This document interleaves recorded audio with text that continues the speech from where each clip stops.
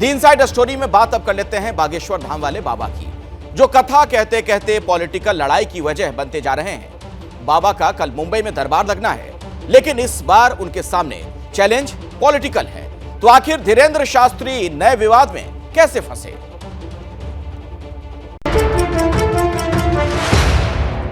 तुम मेरा साथ दो, हम हिंदू राष्ट्र बनाए। भारत में रहना है तो सीताराम कहना है। हम हिंदू शेर हैं, भगोड़े नहीं हैं। हम ललकार का काम करते हैं क्योंकि हम हनुमान जी के चेला। मुंबई में बाबा का दरबार सजने वाला है, लेकिन उनके अपने घर बागेश्वर धाम में उनके खिलाफ भीम आर्मी ने झंडा बुलंद किया है।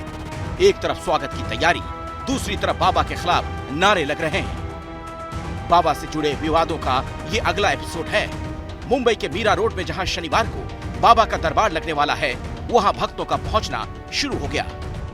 मुंबई के मीरा रोड इलाके में आचार्य धीरेंद्र शास्त्री यानी बाबा बागेश्वर धाम सरकार का कार्यक्रम 18-19 मार्च को होना है। पूरा यहाँ पर तैयारियां शुरू हो गई हैं, लेकिन जो उनके भक्त हैं उनका आना दूर दूर से आज से ही शुरू हो गया है। क्या मांगने के लिए आई हुई हैं? अब जो बाबा दे दे वही ले ले। हमारे अर्जी लगवाने आए हैं, बाबा के यहाँ दर्शन करने आए हैं। लेकिन महाराष्ट्र की जमीन पर बाबा फिर विवादों में फंस गए हैं। पिछली बार नागपुर के कार्यक्रम पर अंधश्रद्धा उन्मूलन समिति ने सवाल उठाए थे। इस बार महाराष्ट्र कांग्रेस बाबा के पीछे पड़ी है। अगर इस तरह का अगर महाराष्ट्र में संतों का और महापुरुषों का अपमान किया जा रहा हो, तो ऐसे व्यवस्था को, ऐसे विचारधारा को बीजेपी सम्मानित कर रही है, तो बीजेपी का असली रूप सामने आ रहा है और इसका विरोध करना हमारा काम है।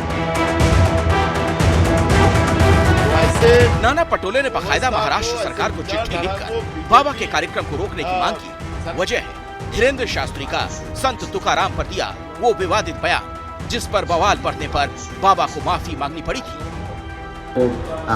क्षोभ पहुंचा, उसके लिए हम साधु भाव में यही कहेंगे कि आप अपने मन में क्षोभ ना लें।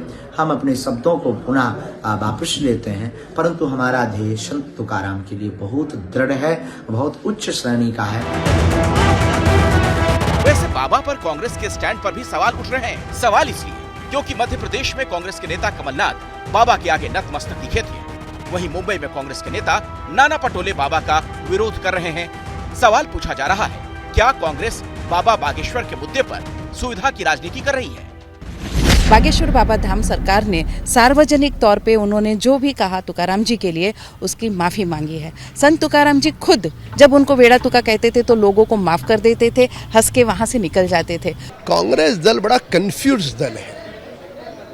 एक ओर उनके कमलनाथ जी उस मंच पर जा रहे हैं, दूसरी ओर महाराष्ट्र का कांग्रेस दल उसका विरोध कर रहा है।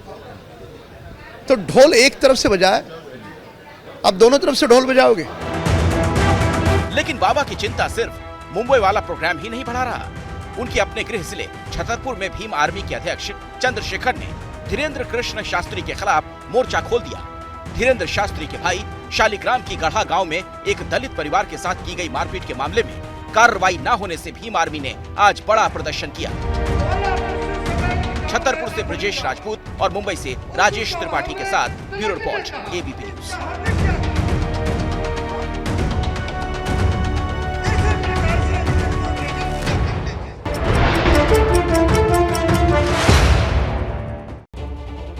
इस खबर की अंदर की कहानी आपको समझाएंगे मेरे सहयोगी रौनक कुकड़े। रौनक, देखिए, सवाल यह है कि बाबा धार्मिक आदमी है, धर्म की बातें करते थे, लेकिन अब उनका यह आयोजन राजनीतिक नजर आने लगा है, खासतौर पर इस बार जो उनका महाराष्ट्र का दौरा है। क्या वजह, इसके पीछे इनसाइड स्टोरी क्या है? ये देखिए अखिलेश, मुख्य तौर पर मैं आपको अंदर की खबर बता दूं। संत तुकाराम, जिनको मानने वाला महाराष्ट्र में एक बड़ा वर्ग है, वारकरी संप्रदाय मुख्य तौर पर संत तुकाराम का बड़ा फॉलोअर रहा है। और संत तुकाराम की कविताएं और साहित्य इतने शानदार हुआ करते थे कि सीधे आम आदमी तक पहुंचते थे। और इस बात को कांग्रेस अच्छी तरह जानती है कि महाराष्ट्र में संत तुकाराम के कितने बड़े फॉलोअर है। और पिछले दिनों बागेश्वर धाम की जो सरकार है, धीरेंद्र शास्त्री महाराज, उन्होंने तुकाराम महाराज महाराज को लेकर एक ऐसी बात कही थी जिसको लेकर महाराष्ट्र में इसकी जमकर निंदा की, हर राजनीतिक दल ने इसकी निंदा की थी। हालांकि बाद में विवाद बढ़ने के बाद खुद धीरेन्द्र शास्त्री ने इस पर माफी जरूर मांगी, लेकिन कांग्रेस इस बात को अच्छी तरह समझती है कि उन्होंने भली माफी मांगी हो, लेकिन वो प्रचार जो है वो महाराष्ट्र में नहीं हो पाया। महाराष्ट्र के लोगों को अब भी ये लगता है कि जिस तरह की भाषा का इस्तेमाल धीरेन्द्र शास्त्री ने संत तुकाराम के लिए किया था वो बेहद ही निंदाजनक था और उनके पास जानकारी नहीं थी। उसके बाद उन्होंने इस तरह का बयान दिया, इसीलिए कांग्रेस इसको एक राजनीतिक रंग देकर विरोध कर रही है। बहुत बहुत धन्यवाद रौनक इस जानकारी के लिए आपका। क्या मजबूरी है मेरी, बताइए।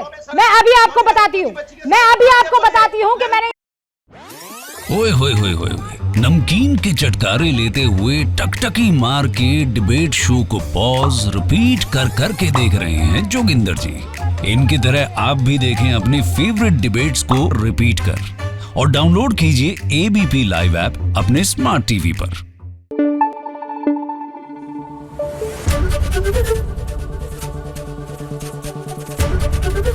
एबीपी न्यूज आपको रखे आगे।